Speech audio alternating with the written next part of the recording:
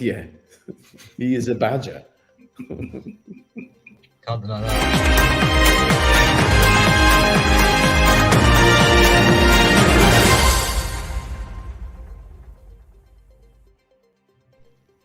Good morning, and this is the 10 o'clock news from the EV Café, brought to you today by Geotab, My Energy, the AA, and EV Civils.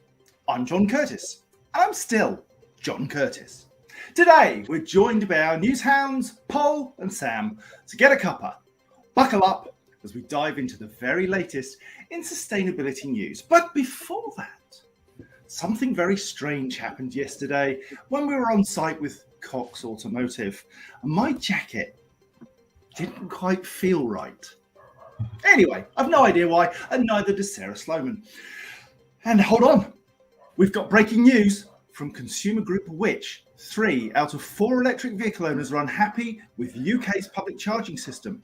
The poll of almost 1,500 drivers of electric or plug-in hybrid vehicles by Which highlights the difficulties many motorists face in finding a charger that works.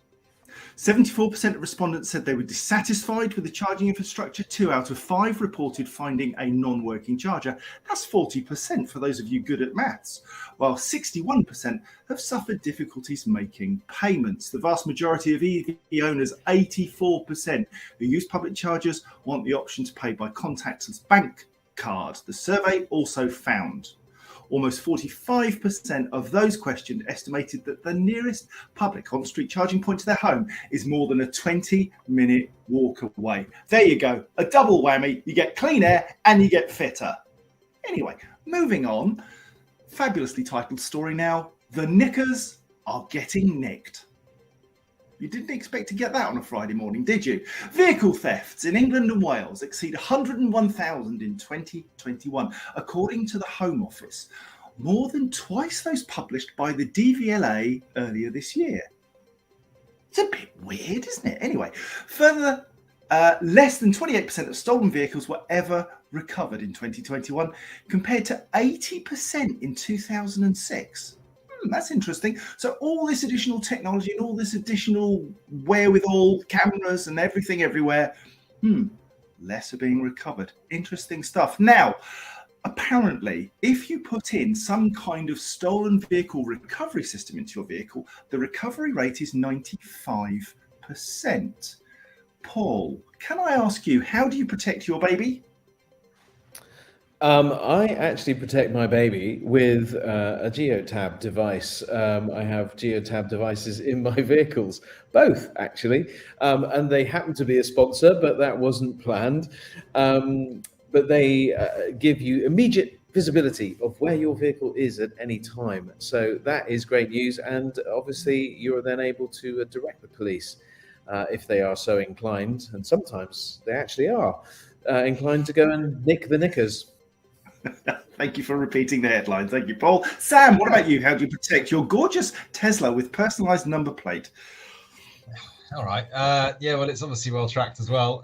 So hopefully it'll be okay. On social media, if nowhere else. Yeah, indeed. Yeah. Yeah, I must remember not to park at the front of buildings in the future.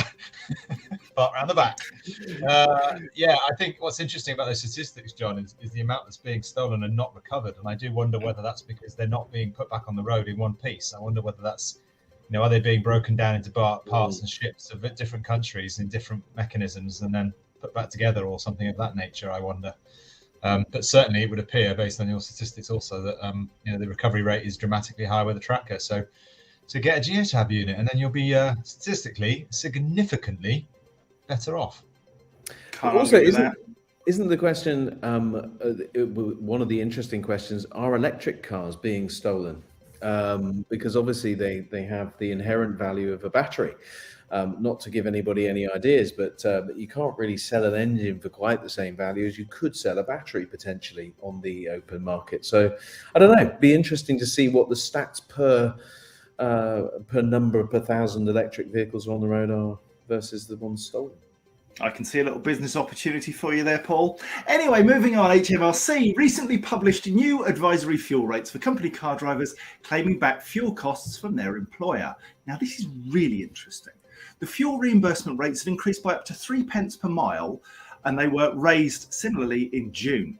The rates for petrol cars have increased, and they've gone up by 2p, and for 2-litre vehicles up to 27 pence per mile. Similar story for diesel rates, going up by 3p to 22 pence per mile. LPG gone up to 17 pence per mile. Hybrid cars are already treated as either petrol or diesel cars for AFR purposes. Now then, here's where it gets interesting. The advisory electricity rate for pure electric cars remains at 5 pence per mile. Now, the obvious question in this energy crisis is why?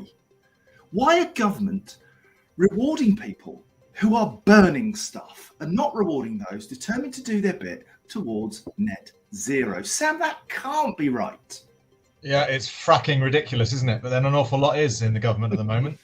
It's very frustrating. It's just another illustration of them having their head in the completely wrong direction.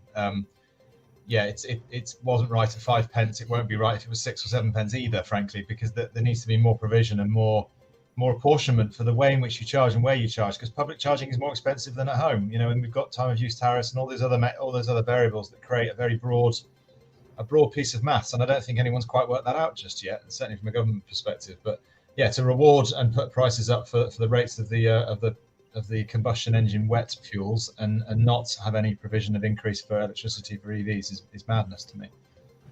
Can I just say thank you for the use of the word apportionment? I thought you were going to say fracking, actually, in a sense. Demand for electric vehicles from fleets remains strong, but incentives remain critical to accelerating uptake, says the BVRLA, the British Vehicle Rental and Leasing Association. Their latest Road to Zero report card, which is produced as an annual snapshot of the UK's progress towards a sustainable future, shows that demand from fleets is strong across the board. However, sales have dropped off, and disappointingly, Sky said, that's because nobody's buying electric vehicles, rather than recognising that actually there's a huge shortage of electric vehicles. So the orders are there, supply is not. For HGVs, the report card shows that infrastructure is parked, as a definitive powertrain roadmap still seems some way off. The van sector has also made considerable gains from last year, but the overall proportion of the fleet able to go zero emission remains constrained by supply and infrastructure issues.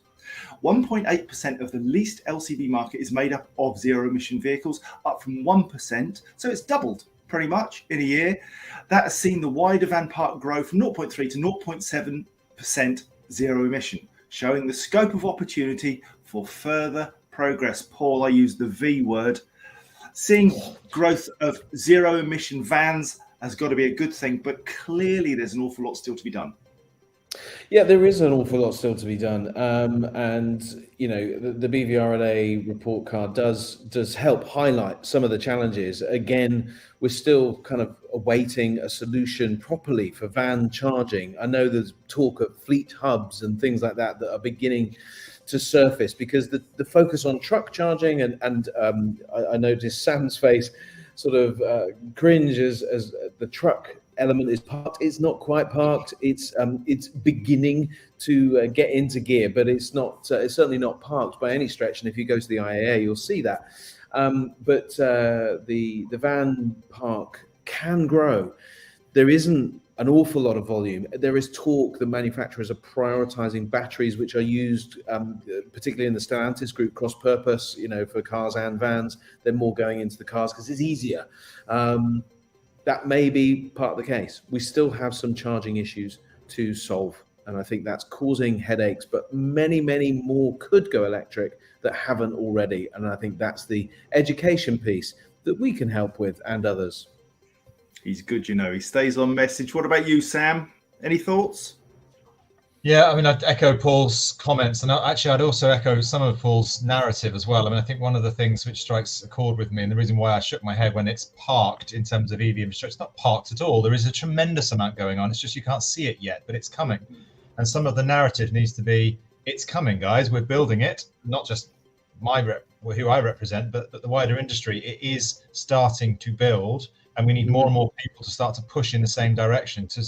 So the narrative around phraseology like it's parked at the moment makes everyone go, oh, well, I'll probably wait for a bit then. We can't wait. There is no waiting. We've got to crack on. So my plea would be, can we at least get the phraseology right so that people start to feel like it's a progression that's developing and it's gathering pace, rather than putting narratives in there that go, oh, we'll hang on for a few years, because we don't have a few years. The planet doesn't have a few years. We've got to crack on. Yeah, 100%. He's right, and we've got to crack on. We spoke about costs earlier. Not frack on. Crack on. Just to be clear.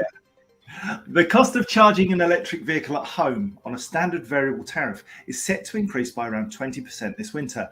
Ofgem has confirmed the latest energy price cap rates, which rise from 28 pence per kilowatt hour to 34 pence per kilowatt hour following the Prime Minister's energy price guarantee announcement. It means the cost of driving 100 miles in a typical EV averaging 4 miles per kilowatt hour will increase from £7 to £8.50 if the vehicle is charged at home. Now, a lot of people are very nervous about quoting figures, but that's a good rule of thumb. 100 miles, £8.50. So you can do the maths yourself. A full charge in a plug-in hybrid BMW 330e, meanwhile, will cost around £3.40 for 35 miles of driving. So we're putting some real numbers out there. Scaremongering doesn't help us. As Sam rightly said, getting the narrative right is important, and so is getting the facts. And moving to £8.50 for 100 miles is something you need to keep in your heads, because people will challenge. Paul? Well, I just wanted to, a word of caution for those of you charging in your offices, because many people do charge at workplaces. The workplace tariffs are very, very different. And it could be a heavy incentive to get your business to give you a charger at home, because actually the business rates could still go up considerably. It is capped for a short period of time, but then could go up again in about 6 months' time. So please talk to your employers if you're charging at home, charging at work, and maybe could charge at home but don't have a charger and are worried about the expense. Maybe there is something that could be done. Who knows? And there are grants available for you to do so. So it's important that workplace chargers and workplaces do get hold of the government advice on workplace charging so that they can benefit from those grants. The money is there, people. Get it done now. Okay, Sam, anything, final thoughts? Yeah, I was just going to say, I think that as far as the pricing issues are concerned, or they are issues really, because electricity is so expensive, no matter what wherever you're putting it. But in the EV world, there is a disparity now wider than ever in terms of the cheapest tariff at home versus the most expensive one on a public network. There's prices out there now at £1 a kilowatt on a public charging network, which is borderline ridiculous. But no, it's not borderline, it is.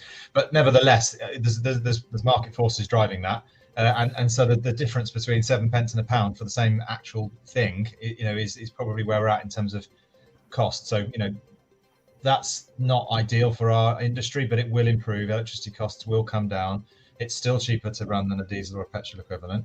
And just think about it and understand it, and make sure that you understand where the best places are to charge your vehicles in the most efficient and cost-effective way. But please don't let the high energy prices put you off EVs, because they're still miles better than the internal combustion engine equivalent. And Paul? Well, I'm going to finish on the vehicles, because this week I was at the IAA. I know you guys have heard this a lot, but the IAA International Transport Exhibition, which was quite phenomenal to see the direction of travel is being evidenced, not just in little vans that potter around the streets, but in big trucks that go a long way, with solutions that were reported up to 1,500 kilometers on one charge of zero emission something, so a mix of hydrogen and battery and all that kind of stuff. So there is incredible innovation coming down the pipe. I've seen a megawatt charger in the flesh, so to be able to charge trucks. There were vans galore. I mean, it was in heaven, right? I was just in heaven. The vans galore, electric, doing good distances, solving problems. So people, if you are thinking that anything in transport is parked, no, it's coming full throttle straight at you silently. And the really good news, Paul, is whilst we've been on air, I got a message to my Apple Watch telling me that my new electric vehicle is being delivered at 1:15 today. Oh, That was a little secret. My new Shark vacuum cleaner is being delivered by AO. So thank you kindly. Until next Friday, it's goodbye from me and it's goodbye from them. This has been an EV Cafe production. Other sustainability news services are available, but this is just funner. The EV Cafe news is regulated by Sparky from My Energy, Tucker from the AA, installed by EV Civils and monitored by Geotab. The news is performed by professionals. Please do not try this without a safety net. Any query regarding the accuracy of the news should be addressed to the Right Dishonourable Jacob Rees Frack Me Mog.